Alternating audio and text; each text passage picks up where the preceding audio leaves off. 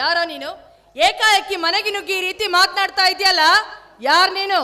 ರಾಮಾಯಣದಾಗ ರಾವಣ ಸೀತಾನ ಹೊತ್ಕೊಂಡು ಹೋಗಕ್ biodata quartz ಹೊತ್ಕೊಂಡು ಹೋಗ್ಲಿಲ್ವಾ? ಅದ ರಾಮಾಯಣದಾಗ ಸೀತೆನ ಮುಟ್ಟಿದಕ್ಕೆ ಲಂಕೆ ಭಸ್ಮವಾಯ್ತು, ರಾವಣನ ಸಂಹಾರವಾಯ್ತು. ಯಾಕ ಇದು ನಿನಗೆ ಗೊತ್ತಿಲ್ಲನ?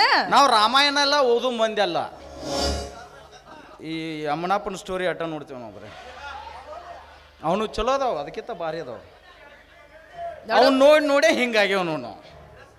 ನನ್ನ ಮನೆ ಬಾಗಿಲಿಗೆ ಬಂದ ಭಿಕ್ಷುಕ ಹೊರಟಾಗ ಮೊದಲಿನಿಂದ. ನಾ ಭಿಕ್ಷುಕ? ನೀನೇ ಭಿಕ್ಷುಕ. ಹೌದು ಬಿಡುವ, ನಾ ಭಿಕ್ಷುಕನ. ನೀ ಎಲ್ಲಿ ಹೋಗಿದ್ದಿ? ದೇವಸ್ಥಾನಕ್ಕೆ ಹೋಗಿದ್ದೆ. ಅಲ್ಯಾಕೆ ಹೋಗಿದ್ದಿ? ನಮಗೆ ಸಿರಿ ಸಂಪತ್ತನ್ನ ಕೊಟ್ಟು ಕಾಪಾಡು ದೇವರೇ ಅಂತ ಬೇಡ್ಕೊಂಡು ಬರೋದಕ್ಕೆ ಹೋಗಿದ್ದೆ. ಈಗ ಯಾರು ಭಿಕ್ಷುಕರಾದ್ರು? ಇಷ್ಟೊಂದು ಸಿರಿ ಸಂಪತ್ತು ತುಂಬಿ ತುಳುಕ್ತಾ ಇದ್ರು, ಇನ್ನಷ್ಟು ಸಿರಿ ಸಂಪತ್ತನ್ನ ನೀಡು ಎಂದೋ ದೇವರ ಹತ್ರ ಹೋಗಿದ್ಯಲ್ಲ, ನೀನು ನಿಜವಾದ ಭಿಕ್ಷುಕೆ. ನಿನಗೆ ಸ್ವಲ್ಪನಾದ್ರೂ ನಾಚಿಕೆ ಮಾನ ಮರ್ಯಾದೆ ಅನ್ನೋದು ಐತೋ ಇಲ್ಲೋ? ಅವಿದ್ರೆ ನಾ ಯಾಕೆ ಇಲ್ಲಿ ಬರ್ತಿದ್ನಿ? ನಿನಗೆ ಅಕ್ಕ ತಂಗಿಯಾರ ಅದಾರಿಲ್ಲ? ಮನ್ಯಾಗ ಅದಾರು, ಅವ್ರನ್ನ ಯಾಕೆ ಇಲ್ಲಿ ಕರ್ಕೊಂಡು ಹೋಗಿ ಬರ್ಲಿ? ನಂದು ನಿಂದು ಕೆಲಸ ಐತಿ, ಬಂದೀನಿ. ಮುಚ್ಚ ಬಾಯ್ನ. ಕಿತ್ತೂರು ರಾಣಿ ಚೆನ್ನಮ್ಮ, ಝಾನ್ಸಿ ರಾಣಿ ಲಕ್ಷ್ಮೀಬಾಯಿ, ವನಕ್ಕೆ ಓಬವ್ವ ಹುಟ್ಟಿದ ಪವಿತ್ರವಾದ ಪುಣ್ಯದ ನಾಡಿದು. ಇಂಥ ನಾಡಿನಾಗ ನಿನ್ನಂತವನು ಬದುಕೋದಕ್ಕೆ ಅರ್ಹತೆ ಇಲ್ಲದವನು. ಹೊರಟಾಗ ಮೊದಲಿನಿಂದ. ನೋಡವಿ, ಆ ಪುಣ್ಯಾತ್ಮಗಿತ್ಯಾರ ಹೆಸರು ಯಾಕೆ ಹೇಳ್ತಿ? ನನಗೆ ನಿನಗೆ ಬಿದ್ದೈತಿ, ನಮ್ಮಿಬ್ಬರಿಗೆ ಮಾತಾಡ. ನಾನು ಡೈರೆಕ್ಟ್ ವಿಷಯಕ್ಕೆ ಬಂದ್ಬಿಡ್ತೀನಿ. ಅಂದ್ರೆ ಆ ಮುದುಕನ ಜೊತೆ ಇಷ್ಟು ವರ್ಷ ಜೀವನ ಮಾಡಿದ್ರು ಮಕ್ಕಳು ಆಗ್ಲಿಲ್ಲ. ಒಂದೇ ಒಂದು ದಿನ ನನ್ನ ಜೊತೆ ಸಾಕಾರ ನೋಡು, ಬಂಜಿ ಅನ್ನೋ ಪದ ಹೋಗಿಸಿ ಮಕ್ಕಳ ಭಾಗ್ಯ ನೀಡಿ. ನೀ ಚೀರಾಡಬೇಡವಾ, ನೀ ಹೂ ಅಂದ್ರ ಅಟ್ಟ. ನನ್ನ ಗಂಡನ ಪಾದದ ಧೂಳಿಗೂ ಸಮನಾಗದ ಪಾಪಿ ನಮ್ಮ ಮನೆಯಲ್ಲಿ ನಿಂತು ನನಗೆ ಈ ರೀತಿ ಮಾತನಾಡ್ತೀಯ? ಎಲ್ಲಿ ನಿಂತು ಮಾತಾಡೋದನ್ನ ಕೇಳಿ ನೀ ಹೂ ಅಂದ್ರೆ ಹೂ ಅನ್ನು ಅಲ್ಲೇ ನಿಂದ್ರದ. ನೀನು ಬಾಯಿ ಮಾತಿಂದ ಹೇಳೋದ್ರೆ ಕೇಳೋ ಗಂಡಸ ಅಲ್ಲ ಅಂತ ಕಾಣಿಸುತ್ತ. ಮತ್ತೇನ್ ಮಾಡ್ಬೇಕತಿ? ಏನು ಮಾಡ್ತೀನ? ನಿನ್ನಂತವನು ಸಾಯೋದಕ್ಕೆ ಸಿದ್ಧನಾಗಿರು.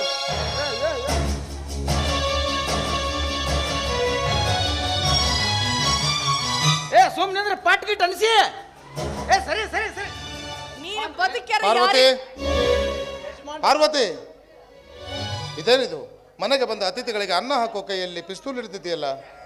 ಇವನ ಅತಿಥಿ ಅಲ್ಲ ರೀ, ಇವನೊಬ್ಬ ಗೋಮುಖ ವ್ಯಾಘ್ರ. ಏನ್ ಹೆಣ್ಮಗಳದಿ ಬೇನೆ? ಏನ್ ಸುಮಾರದಿ? ಏನಂದಾಳ ಗೊತ್ತನ್ರಿ ಈಕೆ? ನನಗೆ ಮಕ್ಕಳಾಗಲು ಬಾ ಒಂದ್ ದಿವ್ಸ. ಹುಟ್ಟಿಲ್ಲ ಅನಿಸ್ತೀನಿ. ಏನು ಸುಳ್ಳು ಹೇಳ್ತೇನೆ? ಪಾರ್ವತಿ, ಏನ್ ಹೇಳದ್ ಕೇಳ್ಬೇಕಾ? ನಮ್ಮನಿಗೆ ಬಂದ್ ನನಗ ಮಾತಾಡ್ತೆ? ನೀ ಅಂದಿಲ್ಲ? ಏನಂದೆ? ನೋಡು ಅವ್ರ ಸರಿ ಸರಿ ಸರಿ ಹಿಂದೆ. ಇವತ್ತು ನಿನ್ನ ದೇಹ ಸೀಳಿ ನಿನ್ನ ರಕ್ತದ ಓಕಳಿ ಆಡ್ತೀನಿ. ಏನ್ ಹೆಣ್ಮಕ್ಳು ಸುಮಾರದಾಳು ಮರ್ಯಾಕೆ ನ್ಯಾಲಿಗೆರ ಸುತ್ತ ನ್ಯಾಲಿಗೆರ ಎದುರ್ದೈತೆ. ಪಾರ್ವತಿ, ತಾಯಿಲ್ಲ ಪಿಸ್ತೂಲ್. ಪುಣ್ಯಾತ್ಮ, ಅದಕ್ಕ ದೊಡ್ಡವ್ರಿಗೆ ದೊಡ್ಡವ್ರು ಅಂದಾರ. ನಿನ್ನ ಹೇಳಿರ್ಬೇಕಂಗಾರ. ಪಾರ್ವತಿ, ಬಾಗಿಲು ತೆರೆದ ಮನೆಗೆ ಇಂತಹ ನಾಯಿಗಳನ್ನು ನುಗ್ಗೋದು, ಬೇಲಿ ಇಲ್ಲದ ಹೊಲಕ್ಕೆ ದನ ನುಗ್ಗೋದು, ತೆರೆದಿಟ್ಟ ಬೆಣ್ಣೆನ ಬೆಕ್ಕು ಕದ್ದು ತಿನ್ನೋದು ಸ್ವಾಭಾವಿಕ. ಆದ್ರೆ ಈ ಜಮೀನ್ದಾರನ ಕೋಟೆಗೆ ಸಾಧ್ಯಲ್ಲದೆ ನುಗ್ಗಿದೆಯಲ್ಲ, ಮೆಚ್ಚಲೇಬೇಕು ನಿನ್ನ ಧೈರ್ಯಕ್ಕೆ. ಮೆಚ್ಚಲೇಬೇಕು ಮಿಸ್ಟರ್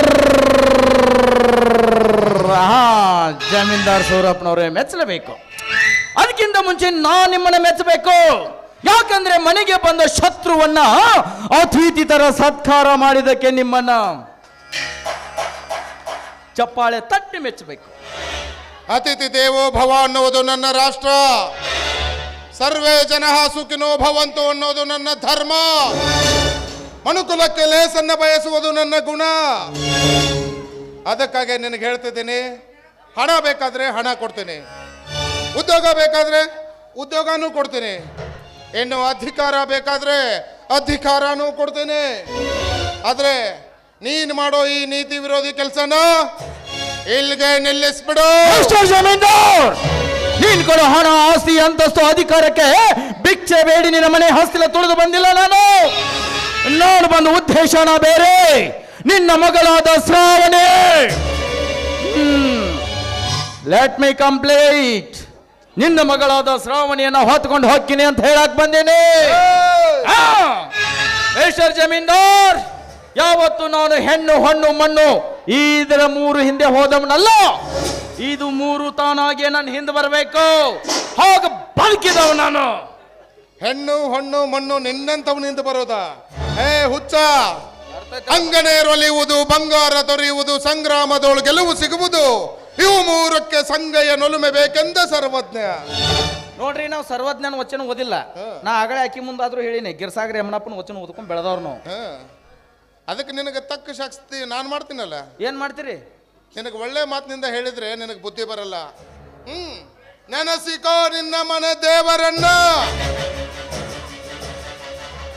ಯಜಮಾನ್ರೆ, ಒಂದ್ ನಿಮಿಷ ನಾ ಹೇಳೋದ್ರ ಕೇಳ್ರಿ. ನಾ ಏನ್ ಹೇಳಕ್ ಬಂದನು, ಮುಖ್ಯವಾದ ವಿಷಯ ಹೇಳಕ್ ಬಂದನು, ಅದನ್ನ ಮರ್చి ಬಿಡುದಾ ನೀವು? ಅಯ್ಯ, ಶ್ರಾವಣಿ ಬಂದಳ್ರಿ. ಶ್ರಾವಣಿ,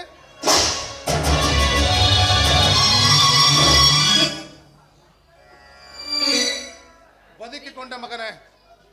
ಯಾಕೋ ಏನು, ಇವನು ಮನೆಗೆ ಬಂದು ಹೋದ್ಮೇಲೆ ನನಗೆ ತುಂಬಾ ಭಯ ಆಗ್ತಾ ಇದೆ ರೀ. ಭಯ ಪಡಬೇಡ ಪಾರ್ವತಿ. ಇಂಥ ಗೋಮುಖ ವ್ಯಾಘ್ರಗಳು ಹೇಗಿದ್ದಾವೆ, ಅವನ್ನ ಹೇಗೆ ಮಟ್ಟ ಹಾಕಬೇಕು ಅಂತ ನನಗೆ ಚೆನ್ನಾಗಿ ಗೊತ್ತಿದೆ. ನೀನೇನು ಭಯ ಪಡಬೇಡ. ಅಂದಹಾಗೆ ಶ್ರಾವಣಿಯಲ್ಲಿ ಬೆಳಗ್ಗೆನೆ ಜಾಗಿಂಗ್ ಹೋಗಿದ್ದಾಳೆ, ಇಷ್ಟೊತ್ತಿಗಾಗ್ಲೇ ಬರಬೇಕಾಗಿತ್ತು. ಅದು ಬಂದ್ ನೋಡಿ. ಪಾರ್ವತಿ, ಇಲ್ಲಿ ನಡೆದಿರೋ ವಿಷಯ ಶ್ರಾವಣಿಗೇನು ಗೊತ್ತಾಗಬಾರ್ದಾ? ಸರಿ.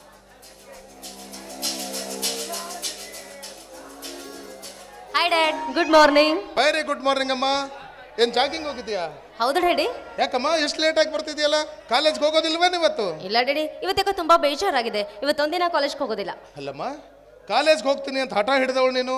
ಅದಕ್ಕೆ ಅಲ್ವಾ ನಿನ್ನ ಕಾಲೇಜಿಗೆ ಸೇರಿಸಿದ್ದು. ಇವಾಗ ನೋಡಿದ್ರೆ ಹೋಗಲ್ಲ ಅಂತೀಯ.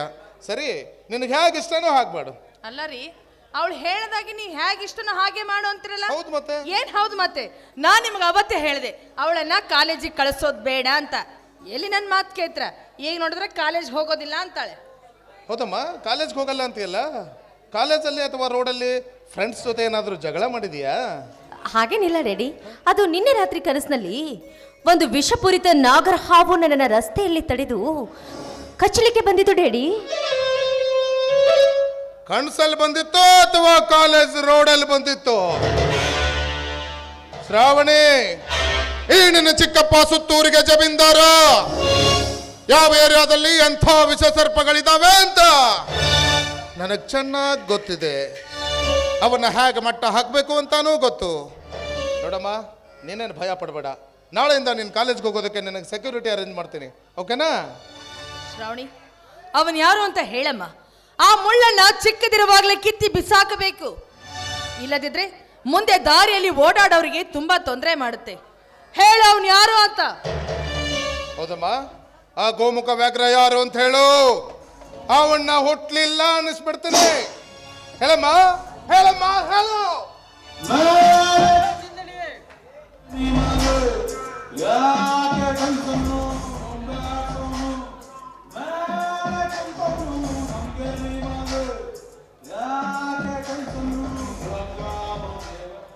ಅದನ್ನ ನಾನು ಹೇಳ್ತೀನಿ ದಣಿ. ಶಿವಲಿಂಗ, ದಣಿ, ನನ್ನ ಮಗಳನ್ನ ಎಷ್ಟು ಕೇಳಿದ್ರು ಇವಳು ಬಾಯೇ ಬಿಡ್ತಾ ಇಲ್ಲ. ನೀನಾದ್ರೂ ಅವನು ಯಾರು ಅಂತ ಹೇಳು. ಆ ಗೋಮುಖ ವ್ಯಾಘ್ರನ್ನ ಹುಟ್ಲಿಲ್ಲ ಅನಿಸ್ಬಿಡ್ತೇನೆ. ಬಡದೈತಿ ಬಡದೈತಿ ಬರ ಸಿಡಿಲು ಬಡದೈತಿ, ಕೋಲ್ ಮಿಂಚು ಬಡದು ಬೆಂಕಿಯ ಮಳಿ ಸುರಿದೈತಿ, ಹಿತ್ತಲ ಗಿಡದ ಬೇರು ಮುಂಚಿ ಬಾಕಲಕ ಬಂದೈತಿ, ಸದ್ಯದರಲ್ಲಿ ಈ ಅರಮನೆಗೆ ಗಂಡಾಂತರ ಕಾದೈತಿ ಕಾದೈತಿ ಕಾದೈತಿ. ಶಿವಲಿಂಗಣ್ಣ, ನೀನ್ ಹಿಂಗ ಬುಡುಬುಡಿಕೆಲ್ಲ ಮಾತಿನಂಗ ಹೇಳಿದ್ರ ನಮಗೇನು ಅರ್ಥ ಆಕೈತಿ? ಅದೇನು ಅಂತ ಬಿಡಿಸಿ ಹೇಳಿದ್ರ ನನ್ನ ಮನಸ್ಸಿಗೂ ಸ್ವಲ್ಪ ಸಮಾಧಾನ ಆಕೈತಿ. ಅವತ್ತು ಶ್ರಾವಣಿನ ಈ ಮನೆಗೆ ಬಿಟ್ಟು ಹೋಗಬೇಕಾದ್ರೆ ನಾನೊಂದು ಮಾತು ಹೇಳಿದ್ದೆ, ನೆನಪೈತೆ ಆ ತಾಯಿ? ಪ್ರತಿ ಅಮಾವಾಸ್ಯೆ ದಿನ ಸೂರ್ಯ ಹುಟ್ಟಿದಾಗಿನಿಂದ ಸೂರ್ಯ ಮುಳುಗೋವರೆಗೂ ನಿಮ್ಮ ದೇವರ ಜಗಲಿ ಮ್ಯಾಗಿರುವ ದೀಪ ಕಾಯಬೇಕು ಅಂತ ಹೇಳಿದ್ದೆ. ಅದ್ರಾಗೇನೋ ಎಡವಟ್ಟಾಗೈತಿ. ಇಲ್ಲ ಶಿವಲಿಂಗ, ಎಲ್ಲ ನೀನು ಹೇಳಿದಂಗ ಪಾಲಿಸ್ಕೊಂತ ಇಲ್ಲ ಬಂದಿಲ್ಲ. ರೀ, ಈ ಅಮಾಸಿಗೆ ದೀಪ ಹಚ್ಚಕ್ ಆಗ್ಲಿಲ್ಲ. ಪಾರ್ವತಿ ಯಾಕೆ ತಾಯಿ, ಯಾಕೆ ಈ ಅಮಾಸಿಗೆ ಪಾಲ್ಸಕ್ ಆಗ್ಲಿಲ್ಲ? ಯಾಕಂದ್ರ ಮನ್ಯಾಗ ಹೆಣ್ಮಕ್ಳು ಯಾರು ಸುದ್ದಿರ್ಲಿಲ್ಲ. ಛೆ, ಎಂತ ತಪ್ಪು ಮಾಡ್ಬಿಟ್ರಿ ವಾ, ಎಂತ ತಪ್ಪು ಮಾಡ್ಬಿಟ್ರಿ. ನೀವು ಶುದ್ಧ ಇರ್ಲಿಲ್ಲ ಅಂದ್ರೆ ಏನಾಗಿತ್ತು? ದಣಿಯರ್ಗೆ ಹೇಳಬೇಕಾಗಿತ್ತು. ಇಲ್ಲ, ಮನೆಯಾಗ ಇಷ್ಟೆಲ್ಲ ಆಳುಗಳದಾರ, ಅವ್ರಿಗೆ ಹೇಳಿ ಅವ್ರ ಕೈಲಿ ಮಾಡಿಸ್ಬೇಕಾಗಿತ್ತು. ಇಲ್ಲ, ಒಂದು ಮಾತು ನನಗೆ ಹೇಳಿದ್ರೆ ನಾ ಏನಾದ್ರೂ ಉಪಾಯ ಹೇಳ್ತಿದ್ನಲ್ಲ. ತಿಳಿಲಾರ್ದು ತಪ್ಪು ಮಾಡ್ಬಿಟ್ರಿ ವಾ, ತಪ್ಪು ಮಾಡ್ಬಿಟ್ರಿ. ಶಿವಲಿಂಗ, ಆ ದೀಪಕ್ಕೂ ಈಗ ನಡೀತಾ ಇರೋ ಘಟನೆಗೂ ಏನ್ ಸಂಬಂಧ? ಸಂಬಂಧ ಐತಿ ದಣಿ. ಶ್ರಾವಣಿ ಜಾತಕದಾಗ ದೋಷ ಇದ್ದಿದ್ದು ನನಗೆ ಗೊತ್ತಿತ್ರಿ ಅಪ್ಪ. ಆ ಗವಿಸಿದ್ದೇಶ್ವರನ ಕೃಪೆಯಿಂದ, ಅವನ ಅಪ್ಪಣೆಯಿಂದ ನಿಮಗೆ ದೀಪ ಕಾಯಕ್ ಹೇಳಿದ್ದೆ. ನೀವು ಹಗಲತ್ತು ದೀಪ ಕಾದ್ರ ನಾನು ರಾತ್ರಿ ಸುಡುಗಾಡ್ದಾಗ ಊಟ ನೀರು ಬಿಟ್ಟು ಹಕ್ಕಿ ಪಣ ಕಟ್ಟಿ ದ್ವೇಷ ಕಳಿತಿದ್ದೆ. ಈಗ ಅದ್ರಾಗ ಎಡವಟ್ಟಾಗೈತಿ ಅಂದ್ಮ್ಯಾಗ ಗಂಡಾಂತರ ಕಟ್ಟಿಟ್ಟ ಬುದ್ಧಿ. ಶಿವಲಿಂಗಣ್ಣ, ಇದರಿಂದ ಪಾರಾಗೋದಕ್ಕೆ ನಮಗೆ ಬೇರೆ ದಾರಿನೇ ಇಲ್ಲೇನಣ್ಣ? ಐತಿ ತಾಯಿ, ಒಂದೇ ಒಂದು ದಾರಿ ಐತಿ. ಏನಣ್ಣ ಅದು? ಹೇಳು ಶಿವಲಿಂಗ, ಅದೇನಂತ? ಚಿಟಿಕೆ ಚಿಟಿಕೆ ಹೊಡೆಯೋದ್ರಲ್ಲಿ ಮಾಡಿ ಮುಗಿಸ್ತೀನಿ. ಹೇಳೋದೇನಂತ? ಧಣಿ, ಆದಷ್ಟು ಬೇಗ ನಮ್ಮ ಶ್ರಾವಣಿಗೆ ಒಬ್ಬ ಉತ್ತಮವಾದ ವರ ಹುಡುಕಿ ಅವಳು ಮದುವೆ ಮಾಡಿ ಮುಗಿಸ್ಬಿಡ್ಬೇಕ್ರಿ. ಅಂದಾಗ ಮಾತ್ರ ಈ ಸಮಸ್ಯೆಗೆ ಶಾಶ್ವತ ಪರಿಹಾರ ಸಿಗುತ್ತ. ಎಂತ ಮಾತು ಹೇಳ್ದಿ ಶಿವಲಿಂಗಣ್ಣ. ರೋಗಿ ಬಯಸಿದ್ದು ಹಾಲು ಅನ್ನ, ವೈದ್ಯ ಹೇಳಿದ್ದು ಹಾಲು ಅನ್ನ. ಯಾಕ್ರಿ ನೋಡಿ, ಆದಷ್ಟು ಬೇಗ ನಿಮ್ಮ ಫ್ಯಾಕ್ಟ್ರಿ ಮೀಟಿಂಗ್ ಅಲ್ಲಿ ನಮ್ಮ ಮಗಳ ಮದುವೆ ವಿಷಯ ಪ್ರಸ್ತಾಪ ಮಾಡಿ ನನ್ನ ಮಗಳಿಗೆ ಮುತ್ತಿನಂತ ವರ ಹುಡುಕಿ ಆದಷ್ಟು ಬೇಗ ಅವಳು ಮದುವೆ ಮಾಡಿಬಿಡೋಣ. ಫ್ಯಾಕ್ಟ್ರಿ ಮೀಟಿಂಗ್ ಅಲ್ಲಿ ಈ ವಿಷಯನ? ಹೌದು, ಈ ವಿಷಯ ಹೇಳಲೇಬೇಕು. ಹಾಗಲ್ಲ ಪಾರ್ವತಿ, ಈ ಜಮೀನ್ದಾರ್ ಸೂರಪ್ಪನ ಮಗಳ ಮದುವೆ ಹಿಂದೆ ಆಗಿರಬಾರ್ದು, ಮುಂದೆ ಆಗ್ಬಾರ್ದು. ಆ ರೀತಿ ಮಾಡ್ಬೇಕು. ಮೊದಲು ನಮ್ಮ ಅಂತಸ್ತಿಗೆ ತಕ್ಕಂತೆ ವರ ಹುಡುಕ್ಬೇಕು. ಈ ಸುತ್ತೂರು ಸರ್ದಾರ್ನ ಮಗಳ ಮದುವೆ ರಾಜ್ಯದಲ್ಲಿ ಇತಿಹಾಸವಾಗಬೇಕು. ಅದೆಲ್ಲಕ್ಕಿಂತ ಮೊದಲು ನನ್ನ ಮಗಳ ತಂಟೆಗೆ ಬಂದ ಗೋಮುಖ ವ್ಯಾಘ್ರನ ಸುಟ್ಟು ಭಸ್ಮ ಮಾಡಿ ಬರ್ತೇನೆ.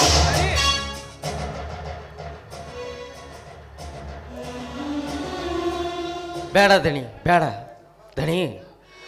ನಮ್ಮ ಮನೆ ಅರಿವಿ ಮುಳ್ಳಿನ ಕಂಟಿ ಮ್ಯಾಗ ಬಿದ್ದೈತಿ ಅಂದ ಅದು ಹರಿಲಾರ್ದಂಗ ಜಾಗೃತಿಯಾಗಿ ತಕ್ಕೋಬೇಕಾಗಿದ್ದು ನಮ್ಮ ಕರ್ತವ್ಯ. ಅಪರ ಸಿಟ್ಟಿನ ಕೈಯಾಗ ಬುದ್ಧಿ ಕೊಟ್ಟು ಅನಾಹುತ ಮಾಡಕ್ ಹೋಗ್ಬೇಡ್ರಿ. ಅದನ್ನ ಅವ್ರ ಕೈಯಾಗ ಕೊಟ್ಬಿಡ್ರಿಪ್ಪ, ಕೊಟ್ಬಿಡ್ರಿ.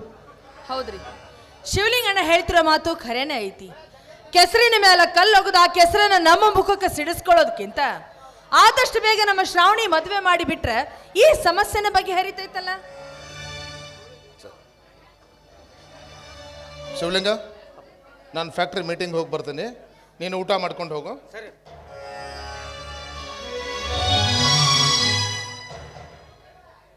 ಶಿವಲಿಂಗ, ನಮ್ಮ ಶ್ರಾವಣಿಗೆ ವರ ಹುಡುಕೋ ಜವಾಬ್ದಾರಿನೂ ನಿಂದ ಐತಾ? ಮತ್ತೆ ಪ್ರಯತ್ನ ಪಡ್ತೀನಿ ರೀ ಅಪ್ಪ. ಮರ್ಯಾಕ್ ಹೋಗ್ಬೇಡ. ಹ್ಞೂ ರೀ. ಶಿವಲಿಂಗಣ್ಣ, ಎಂತ ಸಿಹಿ ಸುದ್ದಿ ಹೇಳಿ ಇವತ್ತಿಲ್ಲೇ ಊಟ ಮಾಡಿ ಹೋಗು. ಬ್ಯಾಡ್ರಿ ಅವ, ಇದನ್ನೆಲ್ಲ ನೋಡಿ ನನಗೆ ಯಾಕೋ ಹೊಟ್ಟೆ ಹಸ್ತಿಲ್ಲ. ಅವರ ಅದು ಏನು ಕೊಡ್ಬೇಕಂತೀರೋ ಜೋಳಿಗೆಯಾಗಿ ನೀಡಿಬಿಡ್ರಿ ಅವ. ಹೊಟ್ಟೆ ಹಸ್ದಾಗ ಆ ಸಿದ್ದಪ್ಪಜ್ಜಿಗೆ ನೈವೇದ್ಯ ಹಿಡಿದು ಪ್ರಸಾದ ಅಂತ ಸ್ವೀಕಾರ ಮಾಡ್ತೀನಿ ರೀ ಅವ. ಶ್ರಾವಣಿ, ಶಿವಲಿಂಗಣ್ಣ, ಹೌದು. ನನ್ನ ಮಗಳಿಗೆ ಒಂದು ಒಳ್ಳೆ ಹೊರವಾರ ಹುಡುಕೋ ಜವಾಬ್ದಾರಿ ನಿನ್ ಮೇಲೂ ಇದೆ. ಪ್ರಯತ್ನ ಪಡ್ತೀನಿ ರೀ ಅವ. ಸರಿ ಅಣ್ಣ. ಅವರ ಈಗ ನಾನು ಹೇಳಿದ ವಿಷಯ ಮರೆಯಕ್ಕೆ ಹೋಗ್ಬೇಡ್ರಿ. ಆದಷ್ಟು ಬೇಗ ಶ್ರಾವಣಿಗೆ ಮದುವೆ ಮಾಡಿ ಮುಗಿಸ್ಬಿಡ್ರಿ ಅವ. ಶಿವಲಿಂಗಣ್ಣ, ನನ್ನ ಮಗಳಿಗೆ ಒಳ್ಳೇದಾಗುತ್ತಂದ್ರೆ ನೀನ್ ಏನ್ ಕೆಲಸ ಹೇಳಿದ್ರೆ ನಾವು ಮಾಡ್ತೀವಿ, ಆಯ್ತಲ್ಲ?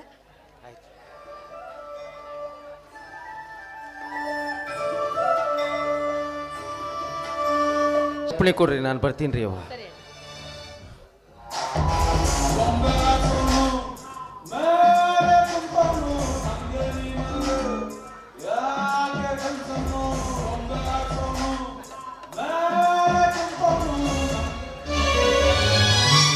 ಶ್ರಾವಣಿ, ಬಾರಮ್ಮ ಇಲ್ಲಿ ನೋಡು. ನಿನಗೊಂದು ಮುತ್ತಿನಂತ ಮಾತು ಹೇಳ್ತೀನಿ, ಸರಿಯಾಗಿ ನೆನ್ಪಿಟ್ಕೋ. ಹೂವಿರುವಲ್ಲಿ ದುಂಬಿಗಳು ಬರೋದು ಸಹಜ. ಮುಳ್ಳ ಬೇಲಿ ಮೇಲೆ ಸೀರಿನ ಬಿದ್ರು, ಸೀರಿ ಮೇಲೆ ಮುಳ್ಳ ಬಿದ್ರು ಹರಿಯೋದು ಸೀರಿನ. ಸರಿಯಾಗಿ ನೆನ್ಪಿಟ್ಕೋ ಮಗಳ.